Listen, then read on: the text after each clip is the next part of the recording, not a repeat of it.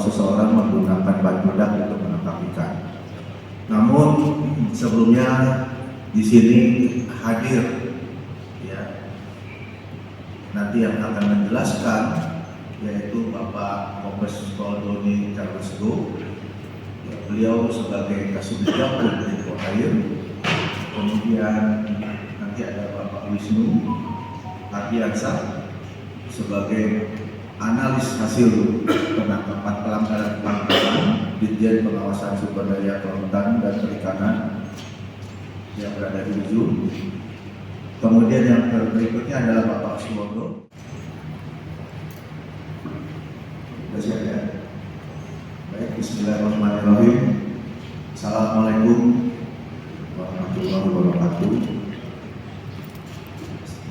Selamat pagi, salam sejahtera, swastiastu, namo buddhaya, salam kebajikan. Rekan-rekan media, hari ini kita berada di Pol Air Mabes Polri dalam rangka kesekian kali untuk pengungkapan yang terkait dengan kelautan, yaitu pertama terkait pengungkapan benih-benih lobster beberapa waktu yang lalu di TKP wilayah hukum Polda Lampung. Kemudian yang kedua, saat ini juga dari teman-teman di Pol Air akan mengungkapkan dan menyampaikan ya dalam kegiatan seseorang menangkap ikan dengan menggunakan bahan peledak. Jadi dalam press conference hari ini ada dua yang akan disampaikan, yaitu tentang benih-benih lobster dan seseorang menggunakan bahan peledak untuk menangkap ikan.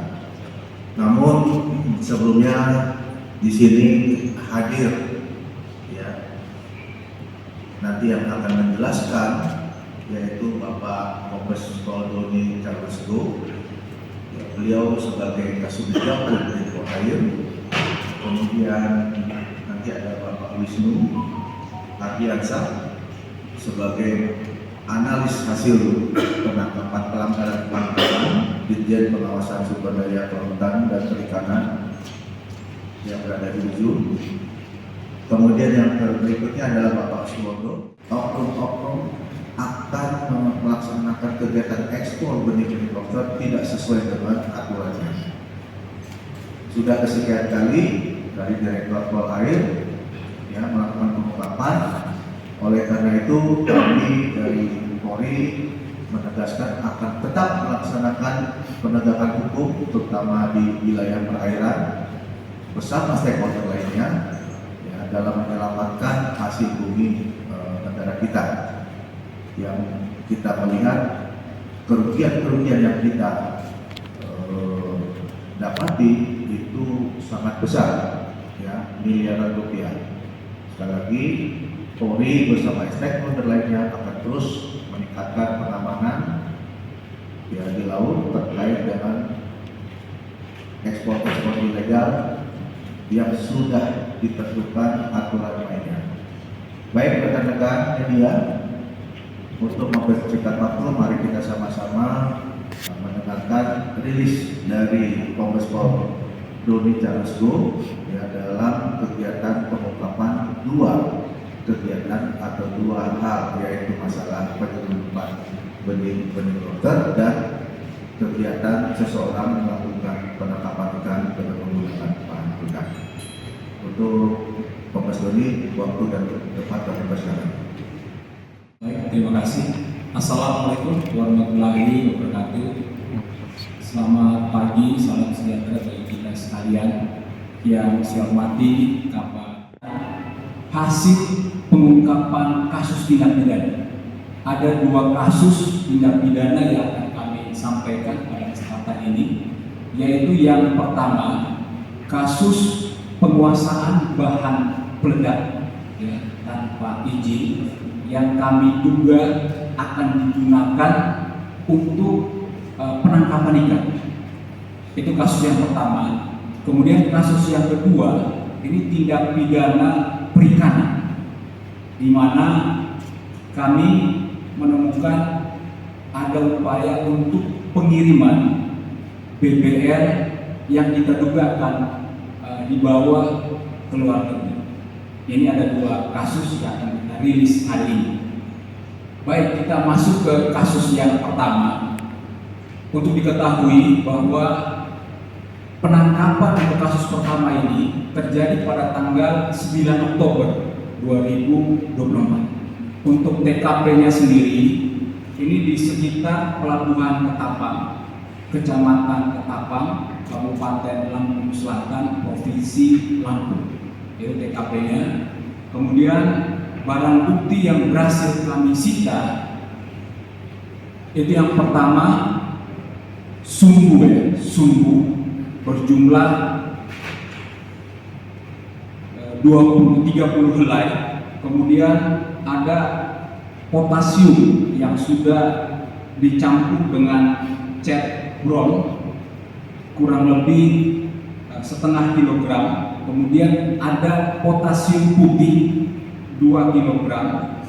Kemudian ada botol creating day kosong, jumlahnya itu ada 11 botol. Kemudian HP 1 unit. Kemudian ada tas hitam 1 buah.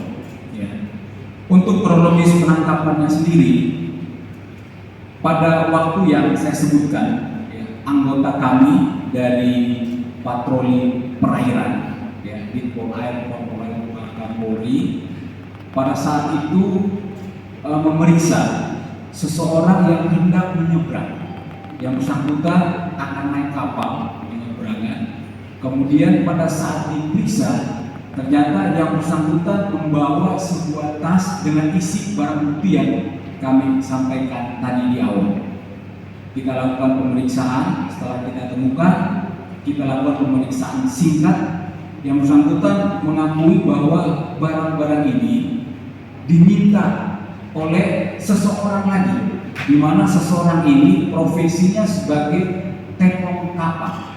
Disitulah yang menguatkan kami bahwa barang bukti yang dikuasai oleh tersangka ini akan digunakan untuk menangkap ikan. Jadi dengan peristiwa itu kami sudah tetapkan sementara ini 1 orang sebagai tersangka berinisial Y, bersinil Y. Kemudian untuk yang lain ini sedang kita cari, ya, untuk melihat sejauh mana keterlibatannya. Kemudian untuk kasus ini kami akan terapkan Undang-Undang Darurat Nomor 12 Tahun 51, ya. Ancaman hukumannya maksimal 10 tahun penjara. Ini untuk kasus yang pertama, rekan-rekan. Kemudian untuk kasus kedua, ini tindak pidana perikanan.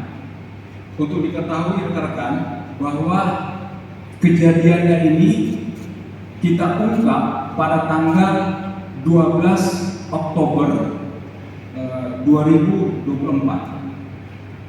Kemudian untuk lokasinya sendiri, TKP-nya itu di jalan, ya, ini di jalan Desa Kresko Widodo, Kecamatan Tegi Neneng, Kabupaten Pesawaran, Lampung. Itu TKP-nya.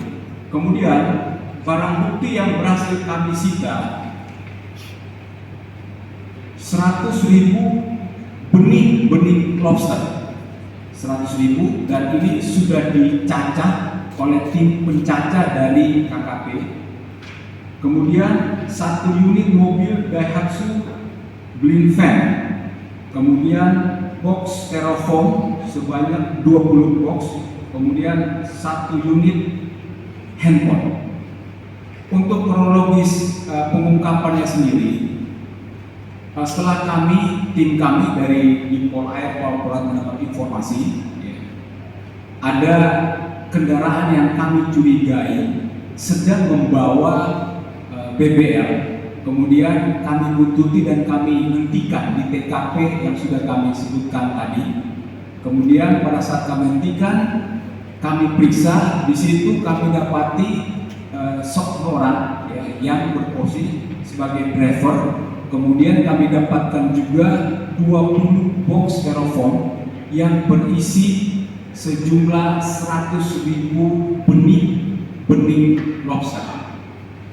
Kemudian kita langsung memeriksa yang bersangkutan, yang bersangkutan mengakui bahwa barang ini beliau dapatkan juga secara terputus.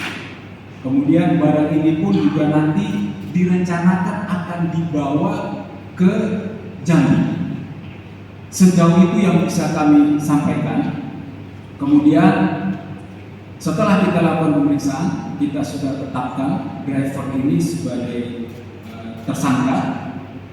Kemudian untuk penerapan pasalnya sendiri, ya, kami akan terapkan Undang-Undang Tindak Pidana Perikanan Nomor 45 Tahun 2009, Pasal 92, ancaman hukumannya 8 tahun, kemudian denda 1,5 miliar.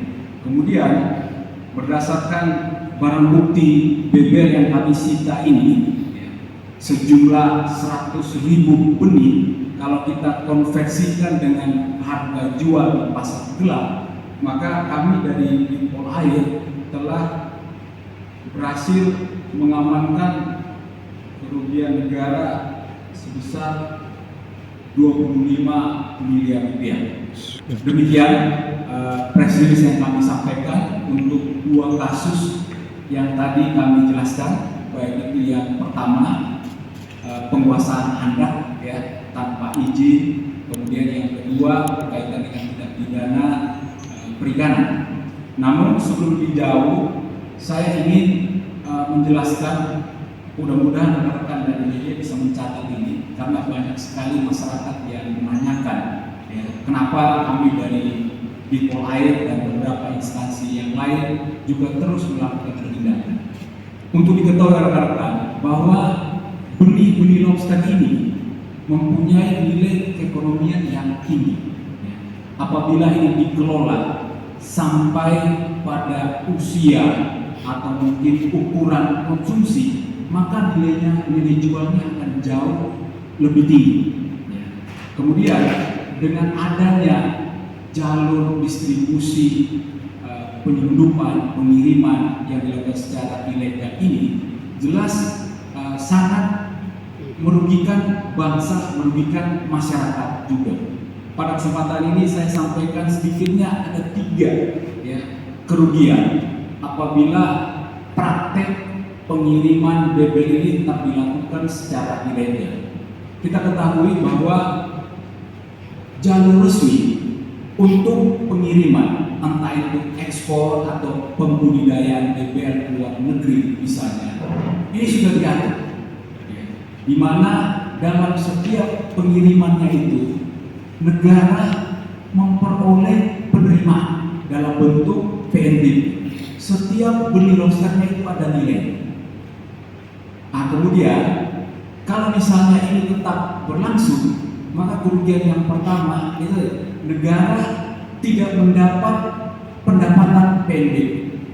Kemudian kerugian yang kedua, beber ini punya nilai tambah. Seandainya kalau misalnya dikelola dengan baik di wilayah kita, namun karena disimpangkan dengan pengiriman oleh Bapak Suwono selaku Kasubdit Pengoperasian Armada, Direktur Pemantauan dan Operasi Armada, dan Pak Dani sebagai program lokal pengelolaan sumber daya pesisir dan laut. Baik, sekarang kami memberi kesempatan kepada rekan-rekan mungkin ada yang mau ditanyakan. Kami menduga bahwa bahan ini akan dipakai untuk menangkap ikan, karena pengakuannya bahwa yang bersangkutan ini disuruh oleh seseorang. Kebetulan seseorang ini profesinya sebagai driver kapal, namun kapalnya berbeda. Ya, dia memang ingin menyeberang, jadi menggunakan kapal berbeda. Cuma pada saat itu dia belum sampai ke kapal. Ya, jadi masih di sekitar dermaga, jadi aman dan sana. Kemudian untuk identitas, ya, ciri-ciri dari orang yang kita itu sudah ada sama kami. Kami dari berproses, kami sedang mencari sambutan, kami juga menjaga diperkuat dengan bukti lain, sehingga nanti bisa kita menjerat pelaku lain. Jadi kita akan terus mengembangkan kasus ini. Demikian. Kemudian untuk informasi juga bahwa di tahun 2024 ini kami jajaran Pol Air sudah menangani 6 kasus penangkapan ikan dengan menggunakan produk ini. Kemudian jajaran di Pol Air Polda berdasarkan rekap kami sudah ada 60 kasus. Jadi kalau di total sampai bulan Oktober ini kita sudah menangani 66 kasus di seluruh wilayah Indonesia. Yang paling banyak itu di Sulawesi Selatan, itu ada 11 kasus.